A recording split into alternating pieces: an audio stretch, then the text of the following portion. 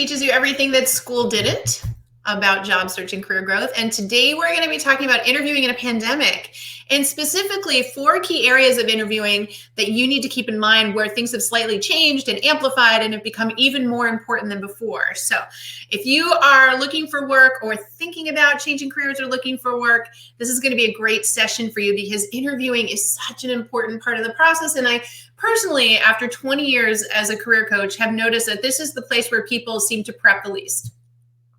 They think they can wing these interviews and they go in and they fail. So, interview prep is one of those things you should double down on. In fact, you should start interview prep before you're even job searching if possible, because the moment you start to look for work, you could find yourself in a position of, an interview on the same day. And if you're not prepared for that, it could be a problem. So get ready, grab a pen and paper. We're going to take a lot of notes today on interviewing. But before we get started, I need to remind you all, if you are a career changer, if you're thinking about changing your career, tomorrow is our very first career change boot camp. Yes, we're doing a live boot camp tomorrow, 4.5-hour live training. You can sign up. It's only $7 to reserve your spot. You can attend live or get the recording. The recording will be available for 7 days to anybody that purchases it. Again, only $7. We're going to teach you everything you need to understand about career change, specifically the concept of signaling. And signaling are the ways in which you let the world know that you want to switch careers. So again, if you're saying, I'm not sure my career is right for me anymore, or gosh, I don't know what I want to do, I've got to figure out a new career path, this is definitely going to be the class for you. Please check it out. I know the team has got the promo going so that you can click the link and reserve your spot. Again, only $7. We're all about making it super affordable for you to learn.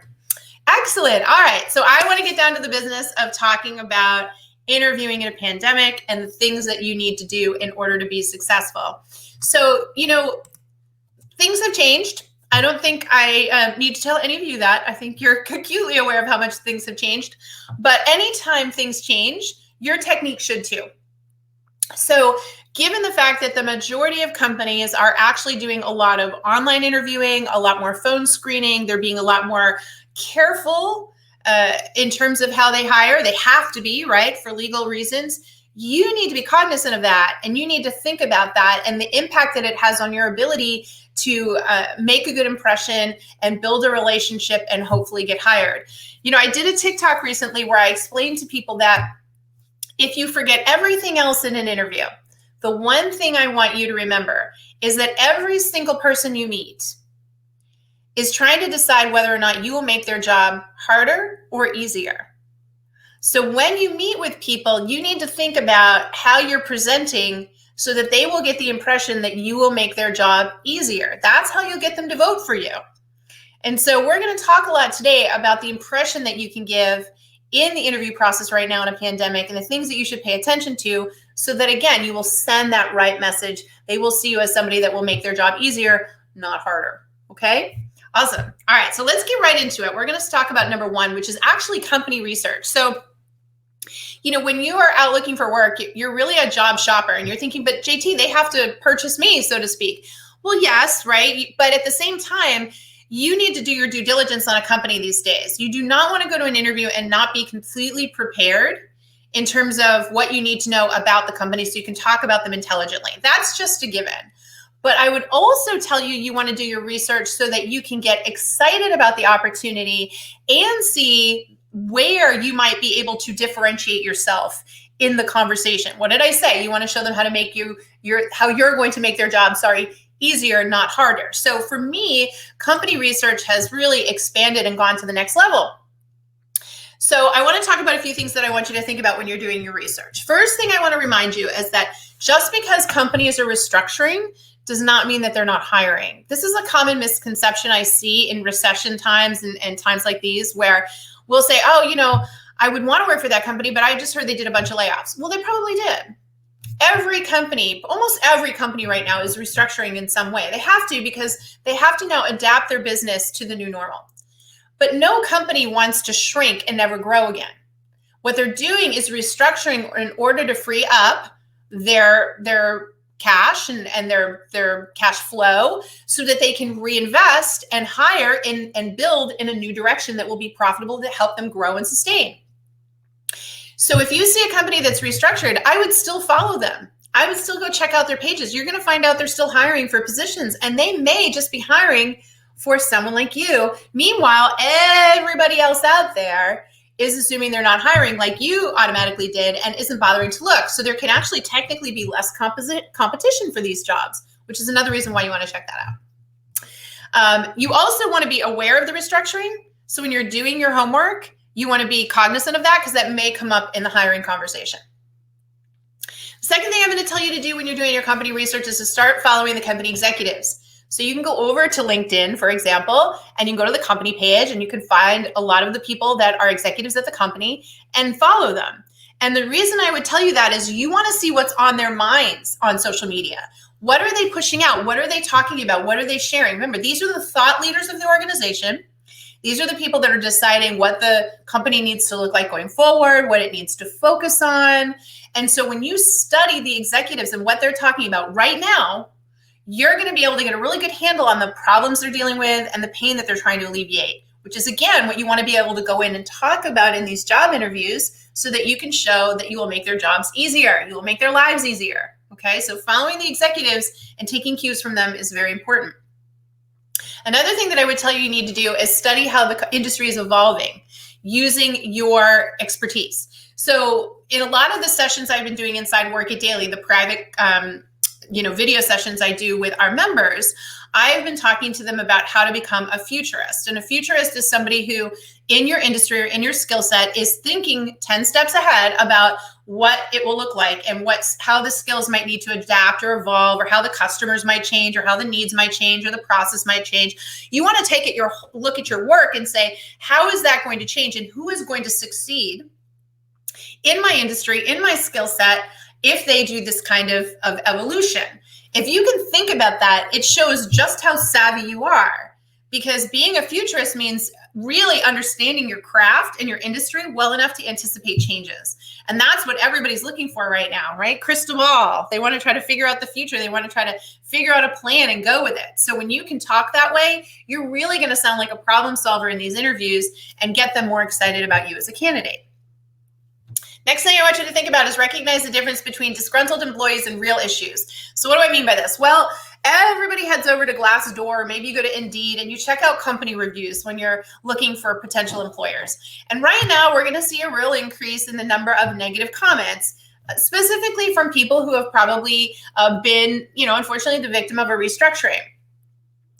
You'll see people write a lot of angry stuff, and that happens, but you have to look at it through a balanced lens. Are they making factual statements? And even still, is the company doing this in order to move forward? I guess what I'm saying is that before you discount and decide not to apply somewhere because you read some bad Glassdoor reviews, I would give them a chance. I would, if you can land an interview, have a conversation and see what they're about before you assume that everything is a mess there. Because all companies are going through this right now. And like I said, the vocal people sometimes are the people that are hyper negative and aren't really painting a realistic picture as to what's going on. And then the last thing I want you to think about when you're doing your research is, well, again, something I've said all throughout today is specifically, how could you alleviate some pain for them? How could you solve some problems for them? They are not paying you because they like you. They are not looking for the vitamin. They are looking for the aspirin. They are going to invest in you because you will make things better. They're hurting and you will make things better. So the more you research and understand that, and the more you can speak to that in your interviews, the better off you'll be.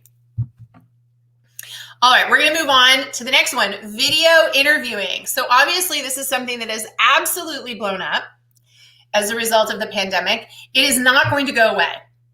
All the employers I talk to have said, wow, this is a much easier way to do this.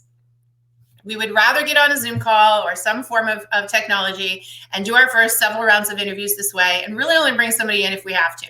It's safer, it's more convenient, it's the better way to go. So if you have not invested time and energy into perfecting your video interview strategy and presence, this is the area that I want you most to work on because it makes a huge difference.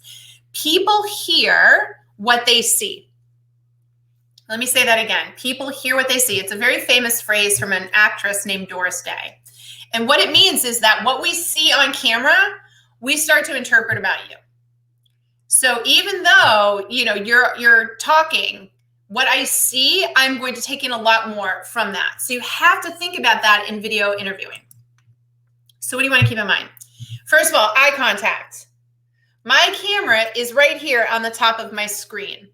I see a lot of people who are on laptops or cameras and they look down, right? Their laptop is here, so they're looking down because they want to physically look at the person that is on the screen. The moment you do that, you are disconnecting with the audience. It's a very bad thing. It's very disruptive.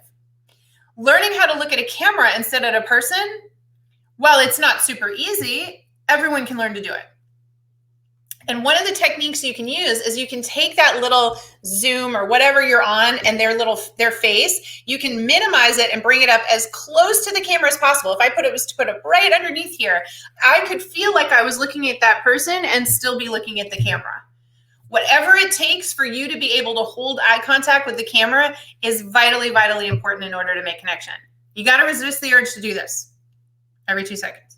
Really got to be careful of that. Second thing, neutral backdrop. So when I say neutral backdrop or some kind of backdrop that is very clean, or, you've seen backdrops in interview settings. If you have a bookshelf and a nice clean backdrop in a professional setting, that's fine. If you don't have that, let's just say your office is your bedroom, then you need to position your camera against a neutral wall and make sure that there's not any clutter there. There's nothing distracting. I'm not seeing your unmade bed in the background. Right? You really have to make sure that the emphasis is on you and not on what's behind you. It's also important that you've got, that good lighting so that you can really make sure that you shine. There's nothing worse than being on a video interview with somebody that looks like they're in the Batcave. You immediately look nefarious. Even if you're the sweetest person in the world, if it's really dark in your room, it's distracting. And if you've got all sorts of really random and distracting stuff behind you, that's equally distracting. So get a third opinion, a second opinion, a third opinion. Ask people, make sure your backdrop is completely neutral or at least professional so the emphasis is on you. All right, next thing, audio matters. I know this sounds crazy, but time and again, and I've been told by video experts that video quality can be less good. So you don't have to have some sort of amazing high definition camera. It could just be okay. It could even be your laptop camera. But if your audio is crummy, people can't pay attention. They can't hold attention because of the audio quality. Isn't that interesting? People hear what they see, but if the audio quality is bad, you're going to lose them.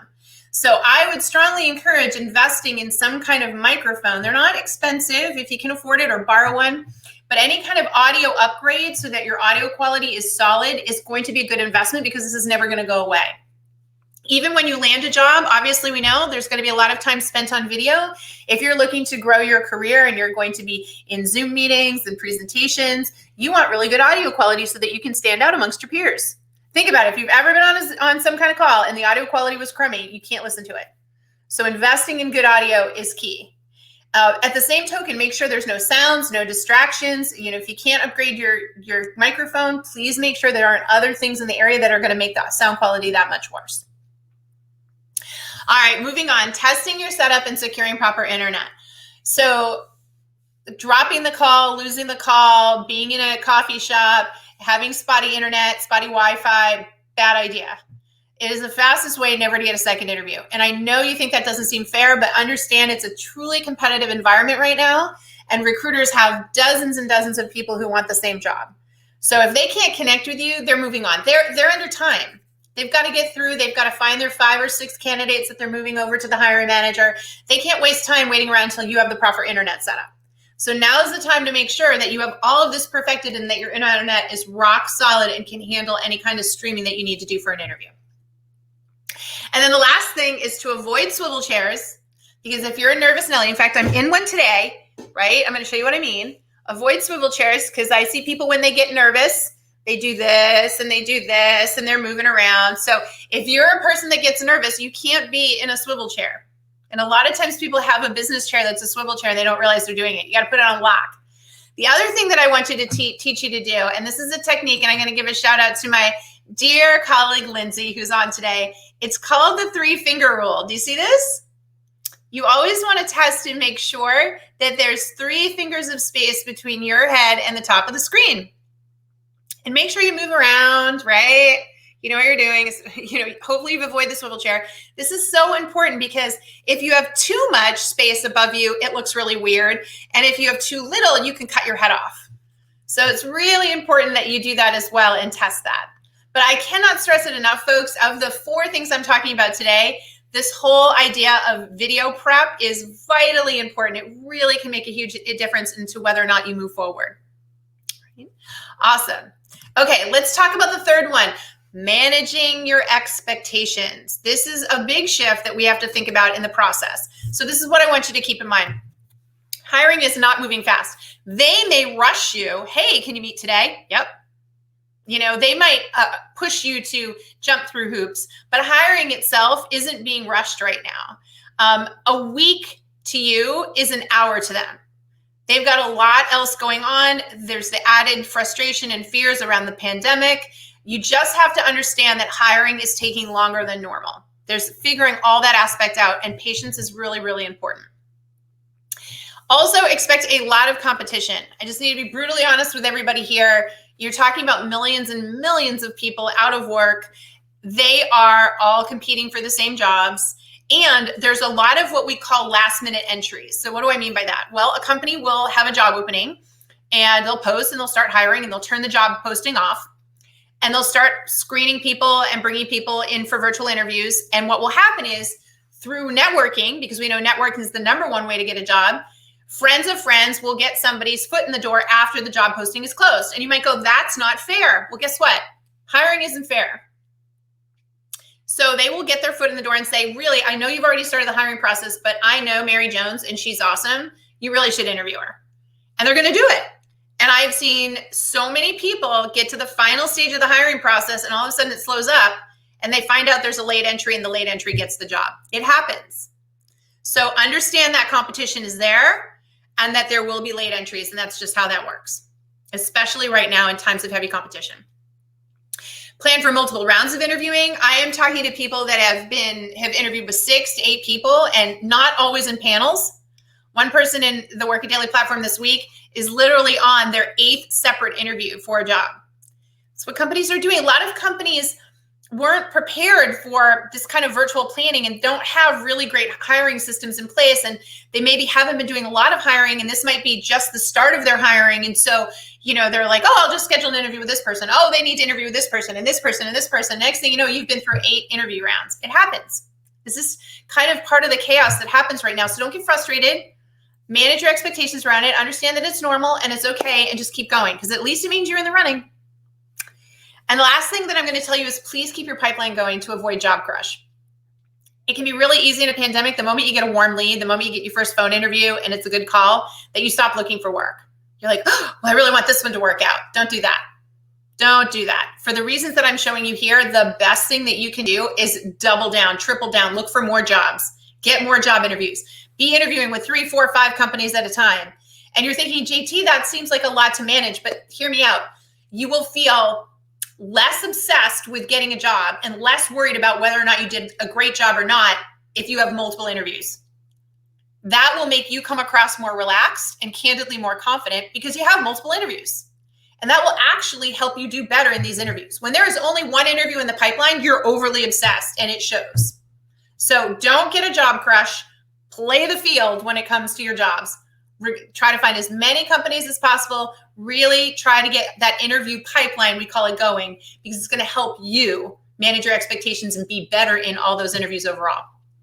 And people say, well, what if I get multiple job offers? Or what if I get a job offer from one company, but I really want one for another? First of all, great problems to have. I'm sorry. Those are like, that's like, first world awesome problems. And you just get help coached through them. That's exactly, we do that all the time. I mean, we have people every day inside Work It Daily who are dealing with that issue, and we just coach them through it, right? But you want to get there. That's a problem you want to have. All right. And then the last thing that I want to talk about is staying in touch before I take some questions from all of you today. Staying in touch is pretty important. Again, I want you to be sensitive to some things. First of all, always send a thank you email within 8 to 24 hours. If you interview first thing in the morning, there should be no reason why you can't put a thank you note in the inbox by the end of the day. Absolutely no later than the next day.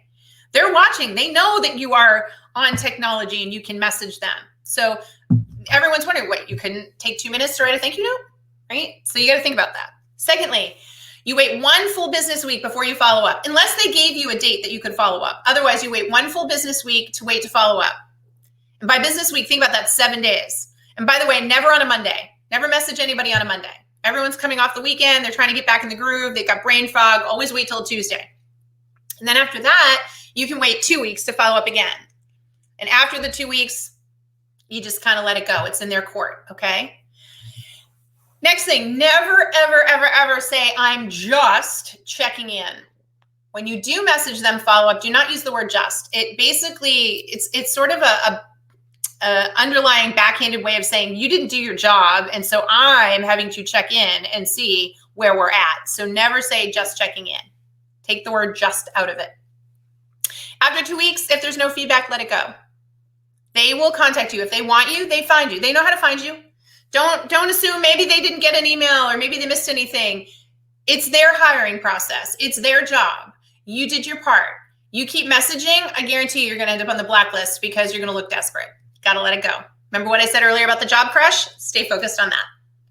And the last thing, if you don't get the job, if they do message you and say, I'm sorry, we went with another candidate, use the opportunity to keep the relationship going.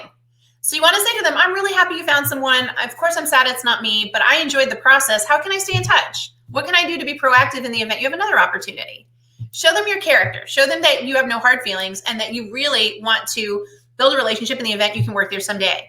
Most people don't do that, and that really helps you stand out. And if something happens with this candidate, which a lot of times it does, they can come back to you. They're going to remember that you said that, and you might be able to just get the job without any more further interviewing. All right? Awesome. Okay, team, so there you have it. Some things that I want everyone here to keep in mind about interviewing in a pandemic so that you can be better, so that you can stand out and you can hopefully get that job. Now I'm going to take some questions from the audience. Before I do, again, a friendly reminder, we are having tomorrow our very first Career Change Summit, 4.5-hour live training with myself and the head of coaching at Work It Daily. We are going to be teaching you how to signal and how to connect the dots for employers so that they will consider you for opportunities. It's a really important class. This is not something they teach you in school. They should, but they don't. And it's only $7 to attend live, or you can sign up and you can get access to the recording for 7 days as well. So please check it out in the link. I promise you it's going to be an awesome class. And the good news is if you're a Work It Daily member, so if you're already a subscriber to our platform, it is totally free to attend. So any of you that are from Work It Daily, shout out to all of you. It's totally free for you to attend. The link to join will be inside the platform tomorrow morning, and you will be able to join myself and Ariella. Okay? Awesome. All right. We're going to take some questions, which means I have to put on some glasses to be able to read this. So let's take a look. First question is from Arlene over on YouTube. Arlene says, I've interviewed and sent thank you email and I didn't hear back. It's been 2 weeks. Followed up with an email on how I can move forward in the hiring process. No response, suggestions. So Arlene, you're going to let it go. If they are not responding to you, then let it go. They will reach out if they want to move you forward. The way I look at it is no news is really one of two things, brutally honest. Either they went with other candidates and they just don't have the professionalism to let you know, in which case you dodged a bullet, or they're stuck in their hiring process, something's happened, they don't have any news for you, so they don't want to just send you that note. And when they do have news, they'll follow up. Again, 2 weeks to you feels like 2 months. It feels like a day to them. They have a lot going on. Their hiring process, it might be a month before they're ready to move candidates forward. It could be 2 months. You don't know. So you've done what you need to do. You need to move on. Okay?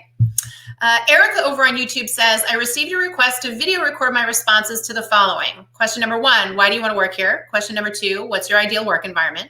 Question number 3, who is your biggest professional influence? What is the best response? Well, Erica, I can't answer that for you, my friend.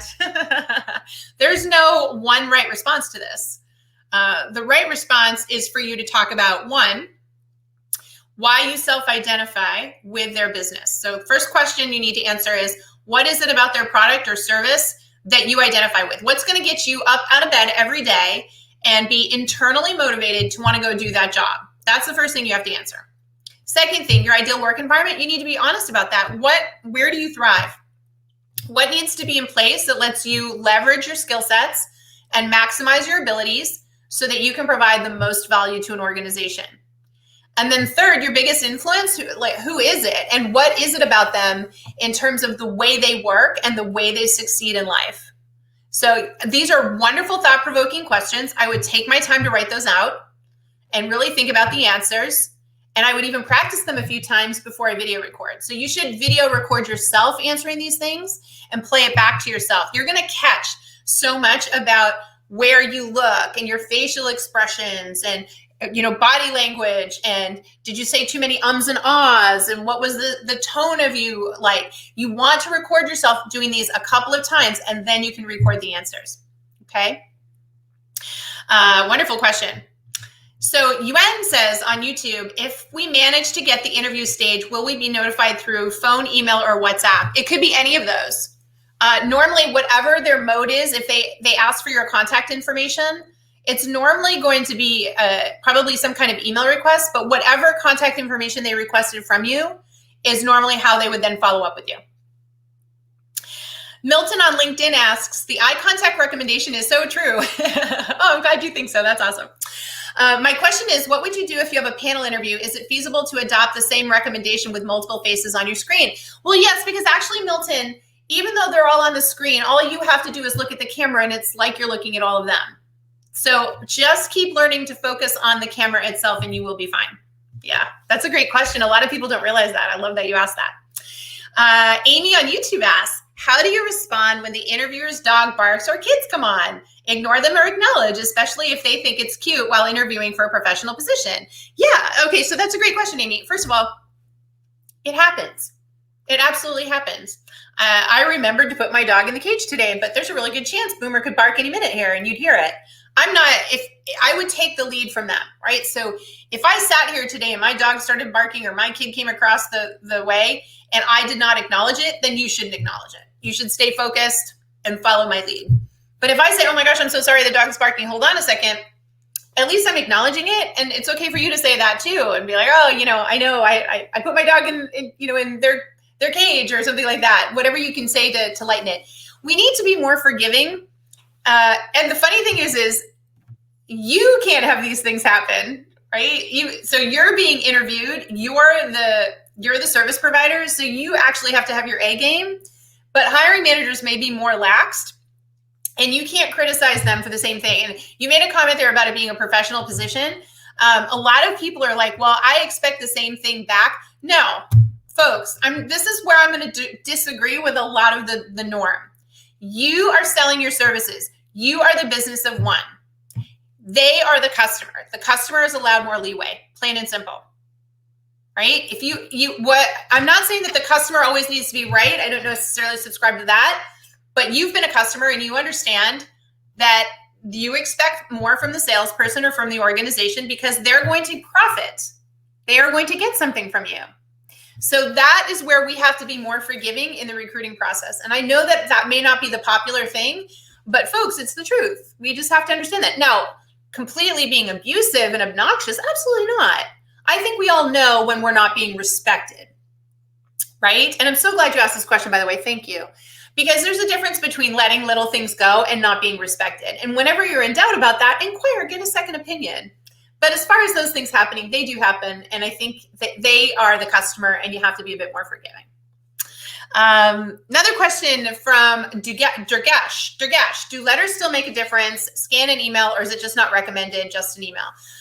So Durgesh, if you subscribe to Work It Daily, we firmly believe in cover letters. And that's because we teach a very different way to write a cover letter. We show you how to tell a story that gets the hiring manager to go, ooh, I need to meet this person. If you cannot tell a story and you don't know how to do that, then cover letters are pretty much a waste, especially if your cover letter is stuffy and formal and just a regurgitation of part of your resume. Don't bother. They're not going to get read. But if you have a great story to tell, which I think you do, if you really want to work for a certain company, then there's probably some sort of origin story or connection point between you and them. That's the story that you want to convey in order to get attention. Yeah. Arlene is asking, looking for inexpensive video conferencing equipment, toolkit, mic, light, iPhone stand, any suggestions? Yeah, it's funny. I have a vlogging essentials set that I can probably post for you. I'll try to find that and post for you. I use a very basic ring light, a very basic microphone, and a basic camera. They're not expensive. They're like $25 a piece. That might seem like a lot for some people, but there are other cheaper options on Amazon. The point being is that it's an investment that you can use for other things, and it is really worth it. You can even find used equipment, but upgrading your equipment for your audio and your visual quality and getting a good ring light, definitely worth it. Clifford on LinkedIn asks, how would you balance interviews if you're still working full-time, especially multiple interviews that could be lengthy? Yeah, so first of all, the upside there, Clifford, I'm going to be honest, is that you are working, and there is always a bias against people who are unemployed. It's awful. It's terrible. It's a pandemic. There are a lot of unemployed people, but there is a bias. So if you are working, then they understand that, and companies will tend to say, okay, I can interview you outside office hours. So I can interview you early in the morning or on the weekend or at night. Companies will do that if they want you. So it's okay to say to them, I'm limited in my abilities because I'm working full time. Here's when I could interview. Is that okay for you? Again, you're leading with the fact that you're currently working. So I would play that up, and I think they tend to be very respectful and understanding of that. So use that to your advantage when you're booking your interview times. David on YouTube says, how many times should one follow up to get a response? Twice max? Yeah, just like I outlined in the presentation earlier, David. So you're going to follow up 1 week, 1 business week, so 7 full days after the interview. And then after that, you can wait 2 more weeks. So that would be a total of 3 weeks, right? So if you didn't hear after that first week, you have to wait 2 more weeks so you can follow up 1 more time. After that, nothing more you can do.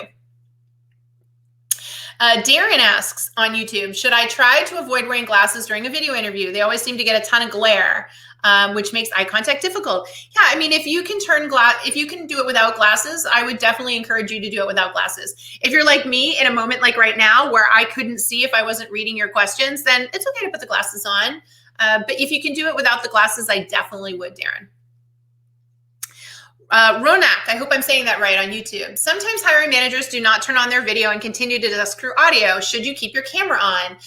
So I always like to start with the camera on and say, just wanted to say hello. And sometimes the recruiter might say, oh, gee, I'm not really camera ready for today. I hope you don't mind. And you can say, that's fine. Is it okay if I turn my camera off too? And they'll generally say, yeah, of course. But always start with the camera on so they can see how professional you are, see the big smile on your face, just really convey that energy and that connectivity. And then if they don't have theirs on, you can say, hey, would it be okay if I turn off my video as well? It'll help me save bandwidth just to make sure the audio quality is good. That's another thing you can say because that is actually true. So if you're uncomfortable with that, that's sort of the way that you can say that and see if they're okay with you turning the camera off. Faria, so I hope I'm saying that right on YouTube. I am getting interviews, but not landing the jobs. One position, they interviewed me 4 times, and I even met with the director, but they didn't make an offer. What am I doing wrong? You're not doing anything wrong, Faria. You're not doing anything wrong. It's a highly competitive time right now. They didn't say no, not ever. They said no, not today. This just happens. And what I would do is, like I said earlier, if you don't get the job, that's your opportunity to say, I'd love to stay in touch and be considered for other opportunities. What can I do to be proactive and stay on your radar screen? This is a highly competitive time. The unemployment rate is, at least here in the US, is the highest it's ever been. Bigger than the Great Depression. So it's competitive. You're not going to get every opportunity. You're going to learn with everything, and you're going to build relationships, and you're going to stay in touch. And if you do that and you just keep moving forward, you're going to get hired, I promise, okay? Terry says on LinkedIn, are video interviews recorded? And if not, should they be? Yeah, sometimes they are. Usually they'll tell you if they're being recorded. So absolutely. I mean, normally you'll see that the recording button's on. If you're not sure, you can say, hey, is this being recorded? You can ask. But normally they do record them, especially if they need to pass them on to the hiring manager. Yeah. Philip says, when they ask how much you are asking for pay, how do you answer that? Well, I always answer with a range. And we have an amazing salary negotiation course inside Work It Daily where we teach you this. But the reason you want a range is you want to give them your walkaway rate, the least amount of money you can accept without you having to look for another job, and then your ideal. And that could end up being a big swing. But you give them the range and they say, well, why a big range? And you can say, well, I don't know enough about the job yet. It really depends on the benefits and some of the other aspects of the job. For me, it's not just about pay. And then usually they'll go, okay, or sometimes they'll say, yeah, but really, what do you have to have? In which case you can say, well, my walkaway rate is this. I couldn't go any lower than that. But obviously I'm looking to make more than that. And that way you're saying, you're letting them know what your minimum is, but you're also making it clear that you'd like to make more, right? So that they don't necessarily lowball you if you turn out to be the candidate. Nick on YouTube is asking, a large engineering company checked my references last week, but haven't called me back yet. Why is it taking so long? What should I do at this point? It's not taking long. It's long to you, Nick. I know. I'm so glad you asked this. It's long to you. It's not to them. They have a million other things going on. I know it's your first priority. It's not theirs. So give them time. They probably did check the interview or check the references, circle back, talk to people, make a decision. Just doesn't move fast. People are busy, right? Just be patient. Be patient. Let's see. Sharam on YouTube says, how honest should we be in interviews? Well, you should not blatantly lie. If you blatantly lie and you get caught in lie, you will be blacklisted. And recruiters know recruiters, and it will make it very difficult for you to get a job. So please don't lie about important, critical stuff. As far as being held truthful, it's really more in how you present things. I think the biggest mistake I see people make is they don't think about what they're saying and how it comes across. For example, people tend to be their word choice. They can be too self-critical. They can be too emotional. They can be too severe in the way they present facts or stories. And so it's very important that if you're not doing well in interviews, that you probably work with somebody to make sure that what you're saying is objective. It's factual, it's objective, and it's not skewing you in the wrong direction. Because again, I have worked with so many people inside Work It Daily who are talented people, but the way they're answering interview questions is actually hurting them and they didn't even know it. You just need to, it's not lying, you just need to know how to say things in the right way so that they land correctly, right? So very good question, by the way. Paul on YouTube says, I had an interview that had questions and answers timed. Yeah, those are hard. How can you prepare for these interviews when you don't know what this type of interview that you'll be participating in? Well, first of all, Paul, it's very much a learning process. So you should start by making a list of every question you think you could possibly be asked in an interview and practice your interview answers. Write them out, read them back to yourself, edit them, read them again, read them again, read them again. Get to the point that you're sick of hearing your own voice answer these questions. That's going to help you do better. Then as you do these interviews, there will invariably be questions that get asked that you didn't think of. Add them to your list, practice them. Folks, people say, oh, JT, that sounds like so much work. How bad do you want the job? This is a job that's going to pay you thousands of dollars. If you want the job, you put in the effort. And you put in the effort in advance. You are a brand. You are a business of one. The businesses that prepare better, that rehearse, that think through their answers, that prep, literally to the point that they're sick of hearing their own voice, they're the ones that go into those timed interviews calmer and more confident and more articulate and have time to focus on their facial expressions and their eye contact to the camera. So it's worth it, because the good news is this. Interview prep is not rocket science. It is not brain surgery. Every single person listening to today's session can improve their interview skills. You may need some help, which is why Work It Daily exists, which is why my company exists, why we do what we do at Work It Daily, all my teammates and I. But get help, because it's not hard. And once you master it, you are going to do much better in your interviews. Okay? Awesome. And I'm going to wrap it up with that for sure. Again, hope to see a bunch of you at the Career Change Bootcamp tomorrow. Quick reminder that we're also next week doing our Job Search Summit. It'll be our 4th Job Search Summit, an all-day event that teaches you every single thing you need to know about resume, cover letter, LinkedIn, networking, and interview prep as well. So if you're interested, that is coming up next week on October 28th, okay? All right, folks, thank you again for stopping by at JT Talks Jobs. I love working with all of you. Thank you to everyone that asked a question today. These sessions are only as good as the questions you ask. So thank you to each and every one of you that came by and participated in this session. I really appreciate it, okay? All right, be safe, everyone. And remember what we always tell you, if you want to win, you got to work it daily.